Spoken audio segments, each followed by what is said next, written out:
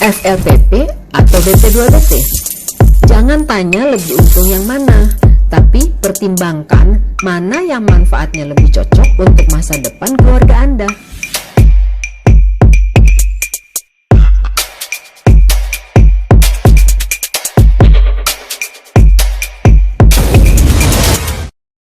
Kawan-kawan pencari subsidi rumah, program subsidi dari pemerintah untuk pembelian rumah saat ini ada 4 macam, yaitu SBUM, FLPP, BP2BT, dan TAPERA. Jenis bantuan subsidinya ada 2 macam, yaitu berupa subsidi untuk bayar bunga banknya dan bantuan untuk bayar uang mukanya. SBUM adalah program subsidi bantuan uang muka besarnya 4 juta. Sedangkan FLPP dan BP2BT adalah skema subsidinya. Kalau TAPERA itu singkatan dari Tabungan Perumahan Rakyat. Sekarang TAPERA menjadi sarana atau wadah yang menjembatani penyaluran subsidinya antara pemerintah, peserta, dan bank penyalur kredit perumahannya. FLPP singkatan dari Fasilitas Likuiditas Pembiayaan Perumahan. Di skema FLPP, Anda tuh dikasih 2 jenis bantuan, yaitu untuk bayar uang mukanya atau SBUM tadi, dan subsidi untuk bayar bunganya. Jadi bunga banknya karena sebagian dibayarin sama pemerintah, yang Anda harus bayar jadi cuma tinggal 5% aja. Bunganya flat, gak berubah dari awal sampai selesai kreditnya, tetap 5%. SBUM ini lebih tepat kita sebut sebagai subsidi untuk menambahi uang muka Anda. Jadi bukan bantuan untuk mengurangi kewajiban Anda membayar DP-nya, tapi untuk menambahi DP Anda. Misalnya, kalau harga rumahnya 140 juta, DP yang Anda harus bayar itu tetap minimal 5% dari harga rumah, yaitu 7 juta. Lalu ditambahin sama pemerintah 4 juta. Maka total DP yang Anda bayar kepada developer jadi 11 juta. Nah, kredit atau KPR-nya yang Anda mohonkan ke bank jadi tinggal 129 juta. Ini teori hitungan standarnya. Duit SBUM ini nggak langsung cair ke developernya saat Anda akad kredit. Butuh waktu untuk memprosesnya. Nanti kalau dicairkan, Anda akan tahu, karena uang itu akan dicairkan ke rekening tabungan Anda dulu, baru dialihkan ke developernya. Cair ke rekening Anda tuh hanya untuk sekedar memberitahukan kepada Anda bahwa pemerintah sudah mencairkan subsidi Anda. Jadi cuma 1 detik aja ada di rekening Anda, terus langsung dialihkan ke rekening developernya. Jadi Anda nggak usah bingung kalau tiba-tiba nanti ada uang masuk ke rekening Anda 4 juta, tapi terus hilang lagi. Kalau KPR Anda disetujui full 129 juta, Anda nggak harus nambah DP-nya lagi. Tapi kalau nggak disetujui full, kekurangannya jadi tambahan DP lagi. Karena yang bank bayar ke developernya cuma sebesar persetujuan KPR Anda. Kalau nilai KPR-nya nggak full 129 juta, pembayaran rumahnya juga jadi kurang. Kalau misalnya kredit Anda cuma disetujui 120 juta, developernya juga cuma dibayar 120 juta, kan jadi kurang 9 juta. Nah, 9 jutanya ini jadi tambahan DP lagi yang harus Anda bayar kepada developernya. Masih mending kalau cuma disetujui 120 juta, jadi kurangnya cuma 9 juta. Bisa aja disetujui cuma 116 atau 110 juta. Kekurangannya jadi tambah banyak.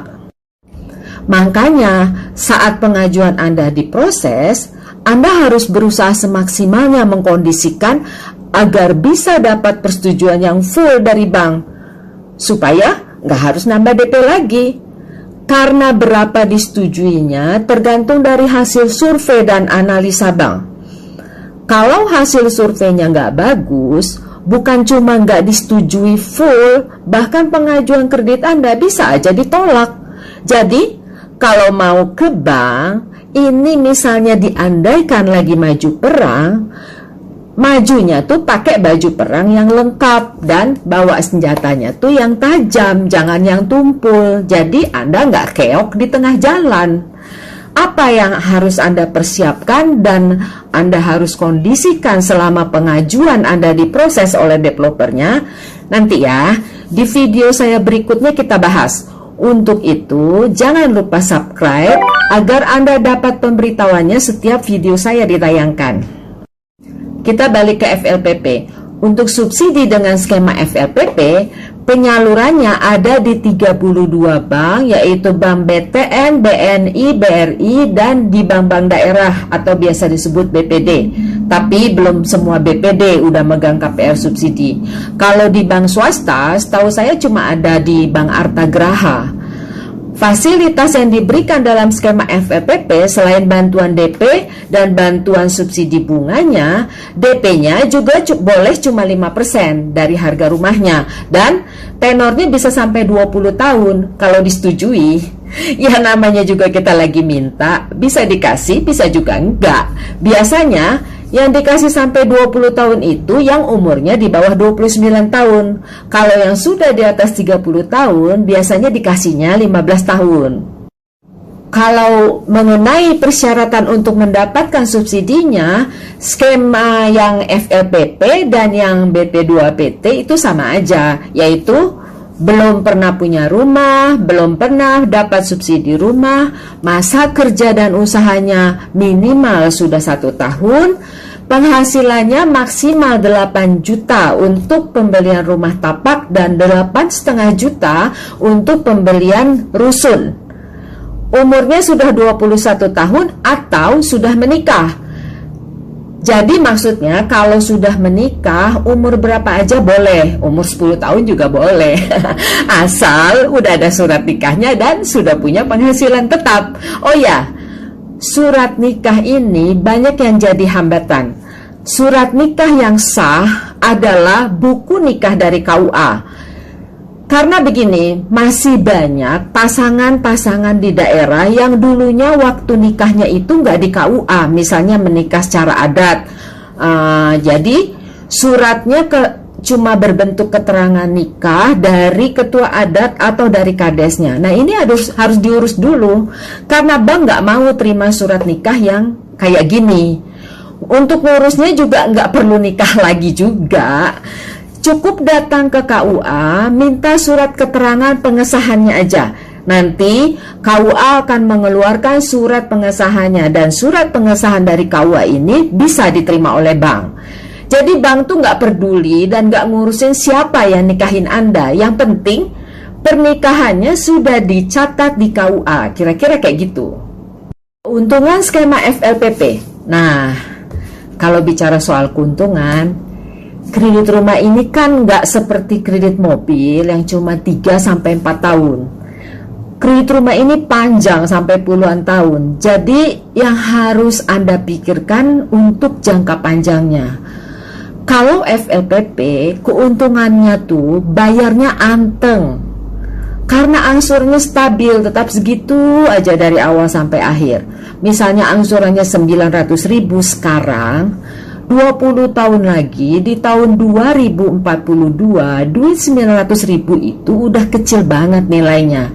Anda udah terasa ringan bayarnya, udah kayak lagi jajan aja gitu. Jadi FLPP ini cocoknya untuk orang yang emang udah mantep, mau tetap tinggal di rumah itu sampai tua, nggak ada niat mau pindah-pindah lagi, dan niatnya emang mau menjalani kreditnya sampai selesai, nggak mau cepat-cepat melunasinya. Tapi kalau buat yang nggak mau lama-lama kreditnya, berniat kalau ada uang mau cepat dilunasi, atau mau dijual karena mau pindah ke daerah lain misalnya, skema FLPP ini nggak cocok. Cocoknya BP2BT. Subsidi rumah ini kan hanya bisa kita dapatkan sekali seumur hidup untuk sepasangan suami istri. Jadi Kalau yang sekarang mengajukan pakai nama suaminya, nggak bisa. Nah, misalnya nanti pindah ke daerah lain terus mengajukan lagi pakai nama istrinya. Tapi istrinya bisa mengajukan kalau sudah cerai dengan suaminya. Itu bisa. Ada yang bisa dapat 2 kali subsidi, yaitu PNS, Polri, dan TNI yang dipindah tugas ke daerah lain. Mereka bisa dapat subsidi untuk rumah yang kedua. Sekarang kita bahas yang skema BP2BT. Kepanjangannya Bantuan Pembiayaan Perumahan Berbasis Tabungan. Jadi, sesuai dengan namanya, skema BP2BT ini ada syarat tambahannya, yaitu harus sudah punya tabungan yang berumur minimal 3 bulan. Awalnya, syarat tabungan 3 bulan ini harus tabungan di bank tempat kita memohon kreditnya. Tapi karena skema di BP2BT ini penyalurannya baru ada di Bank BTN dan orang tuh banyak yang nggak punya tabungan BTN, maka kemudian aturannya dirubah. Tabungannya boleh tabungan di bank lain, asal sudah berumur minimal 3 bulan. Setelah persyaratan tabungannya dilonggarkan, akhirnya BTN menyamaratakan aturannya. Untuk FLPP juga deh, harus punya tabungan yang udah 3 bulan juga. Alasannya supaya konsumennya sudah bankable semua, dan kalau kehabisan kuota FLPP jadi bisa langsung dialihkan ke BP2BT, gitu kata BTN.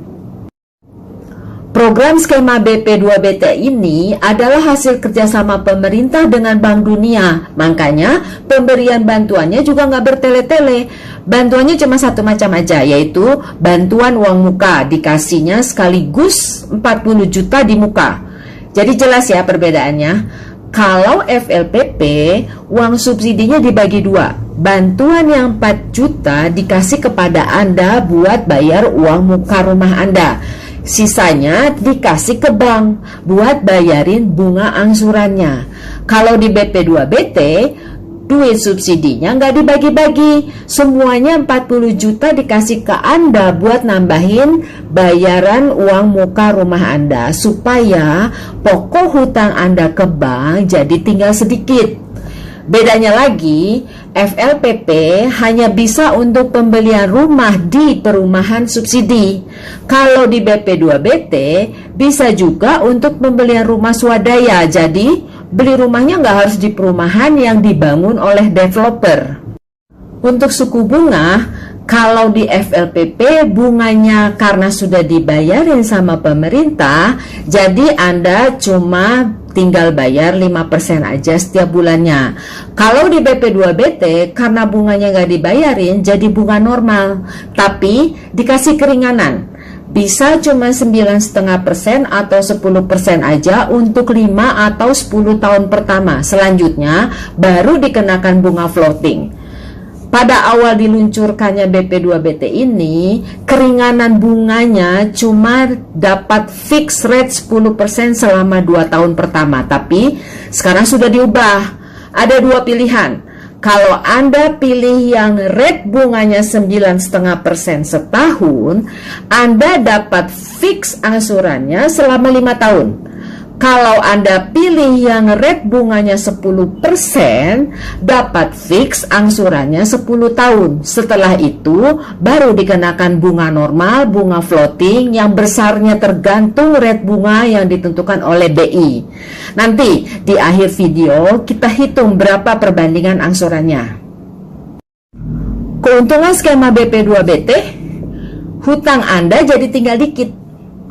Kalau di FLPP, untuk rumah yang harganya 140 juta, pokok hutang Anda ke bank 129 juta. Sedangkan kalau di skema BP2BT, hutang pokok Anda cuma tinggal 93 juta. Jadi kesimpulannya, BP2BT ini lebih cocok buat yang nggak mau kreditnya sampai selesai. Karena waktu melunasi pokok hutang yang harus dibayar cuma sedikit. Kalau pakai FLPP terus mau melunasi jadi rugi, karena subsidi yang Anda dapat di awal kan cuma 4 juta. Bantuan yang lebih banyak adanya di subsidi bunganya. Kalau dilunasi, duit subsidi yang di bunga ini kan jadi mubazir, gak kepake. Yang untung kan bank. Karena duit subsidi bunganya kan dikasihnya ke bank, bukan ke Anda. Oh ya, Anda harus tahu ini juga ya, bahwa rumah subsidi baru bisa Anda oper atau Anda jual setelah 5 tahun. Jadi, untuk skema FLPP atau BP 2BT aturannya tetap sama, yaitu wajib ditempati selama 5 tahun pertama. Artinya, dikontrakin juga nggak boleh. Karena kalau dikontrakin, berarti Anda nggak butuh rumah. Kalau ketahuan, subsidinya akan dicabut. Karena subsidi rumah untuk orang yang butuh rumah, bukan untuk orang yang mau invest rumah. Sebelum 5 tahun, rumah juga jangan direnovasi secara menyeluruh, dirubah jadi gedung mewah misalnya. Apalagi di tingkat full, sampai ke bagian depan. Kalau Anda lagi apes, ketahuan dan kena periksa, selain subsidinya dicabut, uang subsidi yang sudah Anda terima sebelumnya harus dikembalikan semua. Yang meriksa siapa? Ya pemerintah lah yang meriksa. Yang ngasih Anda subsidi kan pemerintah, bukan developernya, bukan juga banknya. Kalau banknya sih malah senang kalau Anda merenovasi, menambahi bangunan rumah Anda, sebab berarti kan nilai agunannya bertambah. Kalau Anda kreditnya di Bank BTN, setelah 1 tahun Anda merenovasi rumah, menambahi bangunan rumah Anda, malahan kalau Anda minta top up tambahan kreditnya dikasih lagi. Jadi, merenovasinya cukup nambah ruangan aja, misalnya nambah kamar, gedein dapur, itu kan karena kebutuhan. Dengan alasan anak sudah butuh kamar sendiri misalnya. Dibikin pagar boleh, karena alasannya untuk keamanan. Usahakan tampak depannya tuh nggak berubah total dan jangan di tingkat full jadi gedung mewah 2 lantai. Konsultasikan dulu deh sama developernya. Pak Deplonya pasti tahu aturan mainnya. Kalau Anda tanya sama pemerintah, kenapa kok subsidinya udah dikasih terus dicabut lagi? Pemerintah akan jawab begini. Ini bukan kejam, justru ini untuk menegakkan keadilan. Sebab kalau sebelum 5 tahun Anda sudah bisa merubah rumah subsidi Anda jadi gedung yang mewah, artinya penyaluran subsidi yang diberikan kepada Anda tidak tepat sasaran. Karena buktinya duit Anda banyak. Berarti Anda nggak layak untuk disubsidi. Jadi subsidi Anda dicabut supaya bisa dialihkan kepada yang lebih membutuhkan. Pasti gitu jawabnya. Tapi kalau setelah 5 tahun nggak apa-apa. Karena setelah 5 tahun dianggap wajar kondisi ekonomi Anda sudah berubah lebih berkembang.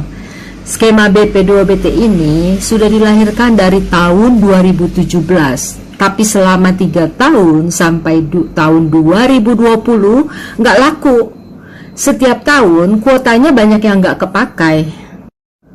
BP2BT ini nggak laku bukan karena programnya nggak bagus, tapi karena kurang sosialisasinya. Pemerintah mengandalkan developer yang menjadi ujung tombak utama untuk mensosialisasikannya kepada calon pembelinya. Karena pikir pemerintah yang banyak ketemu langsung dengan konsumen kan developernya. Tapi nggak taunya developernya males. Waktu disuruh sama pemerintah sih developernya memang ngangguk-ngangguk aja, padahal di dalam hatinya males. Karena semakin banyak pembelinya yang make skema BP2BT, akan semakin banyak juga duitnya developer yang nyangkut. Karena pencairan duit subsidi ini kan nggak langsung cair, perlu waktu untuk memprosesnya. Di FLPP juga sama sih, duit SBUM pencairannya juga perlu waktu. Kadang 2 bulan, 3 bulan, atau bahkan sampai 6 bulan baru cair. Tapi kalau SBUM kan duitnya dikit, cuma 4 juta. Bagi developer nggak apalah nunggu, anggap aja tabungan. Tapi kalau di BP2BT kan gede, 40 juta. Kalau akadnya 10 unit aja, duitnya udah 400 juta. Kalau dalam waktu 3 bulan jumlah akadnya 25 unit, ya udah 1 miliar. Kalau lama cairnya, developer jadi nggak bisa menggerakkan proyeknya lagi. Makanya developernya jadi ogah-ogahan untuk mensosialisasikannya. Tapi sekarang pemerintah sudah membuatkan solusinya, yaitu Bank BTN yang disuruh menalangi duit subsidinya. Jadi buat para developer, sekarang BP2BT udah nggak ada kendala lagi. Hari ini akad, besok duitnya langsung cair.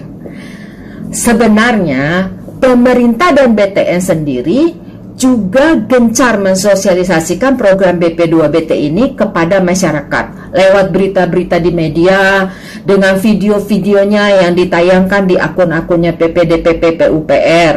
Tapi masalahnya berita-berita dan video yang dibuat oleh pemerintah dan oleh Bank BTN itu bahasa komunikasinya kaku, terlalu pakai bahasa peraturan. Videonya pakai ilustrasi gambar-gambar dan tulisan tanpa penjelasan suara, cuma pakai iringan musik aja. Sedangkan masyarakatnya lebih tertarik nonton video TikTokan. Apalagi ibu-ibu mudanya tuh, maunya nonton video yang bisa didengerin aja pakai headset, nggak usah dilihat gambarnya. Sebab nontonnya mau disambi, sambil nyuci piring, sambil nyetrika, sambil masak, bahkan mau dibawa mandi sambil mandiin anaknya dan sekalian nyikat di WC gitu. Jadi berita-berita dan video pemerintah itu kurang dibaca dan kurang ditonton.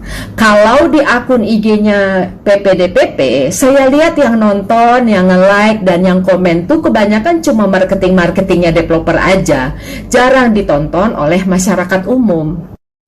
Jadi intinya, skema BP2BT ini lebih menguntungkan kalau Anda mau cepat melunasi hutangnya, karena yang dibayarin pemerintah sudah sekitar 30% dari harga rumahnya. Jadi pokok hutang Anda tinggal 70%. Sekarang kita hitung angsurannya. Anda akan lihat bahwa angsuran BP2BT selagi 10 tahun pertama angsurannya jauh lebih kecil dari yang FLPP. Kita ambil contoh yang harga rumahnya 140 juta dengan tenor 20 tahun, pokok hutangnya di BP2BT 93 juta.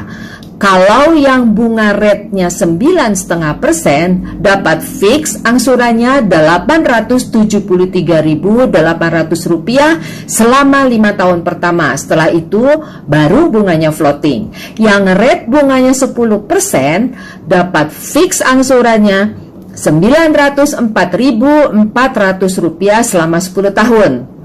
Kawan-kawan, 5 atau 10 tahun itu sudah banyak yang akan terjadi dalam hidup Anda. Insya Allah ekonomi Anda sudah jauh berubah dan setelah 5 tahun, kalau Anda mau melunasi pokok hutangnya tinggal 70 jutaan. Kalau 10 tahun baru mau melunasi pokok hutangnya tinggal 40 jutaan. Kalau Anda mau melunasinya bisa bayar pokok aja, sedangkan untuk sisa bunganya Anda bisa nego dengan Bank BTN. Datang ke BTN, mintanya sambil kasih lihat logonya Bank BTN dan bilang begini, "Pak, BTN ini kan sahabatnya keluarga saya, jadi boleh dong saya melunasi dan seluruh bunganya digratisin." Nah, kalau Anda ngomongnya sambil kasih senyum Anda yang paling manis, yakinlah diskonnya pasti dikasih banyak. Sekarang kita hitung yang FLPP. Harga rumah 140 juta, bunga fix rate 5% selama 20 tahun, angsurannya menjadi Rp1.073.300. Jadi FLPP atau BP2BT sama-sama keren programnya, tinggal Anda pertimbangkan manfaatnya, yang mana yang lebih cocok untuk rencana Anda ke depannya. Program subsidi yang satu lagi yaitu Tapera. Saya Mariati Wijaya di Jendela Rumahmu. Tapera singkatan dari Tabungan Perumahan Rakyat. Sebelumnya Tapera cuma ngurusin tabungan perumahan PNS aja, tapi sekarang FLPP juga ada di Tapera. Para pekerja swasta dan pekerja informal juga bisa jadi peserta Tapera dengan fasilitas spesialnya, yaitu kreditnya bisa tanpa DP. Apa fasilitasnya dan bagaimana penyaluran subsidinya di Tapera ini sudah saya bahas di video sebelumnya, yaitu di Jendela Rumahmu episode 2. Anda bisa simak penjelasannya lebih lengkap dan linknya juga bisa Anda klik di video ini. Salam rumah sehat, karena rumah yang sehat adalah surga bagi keluargamu.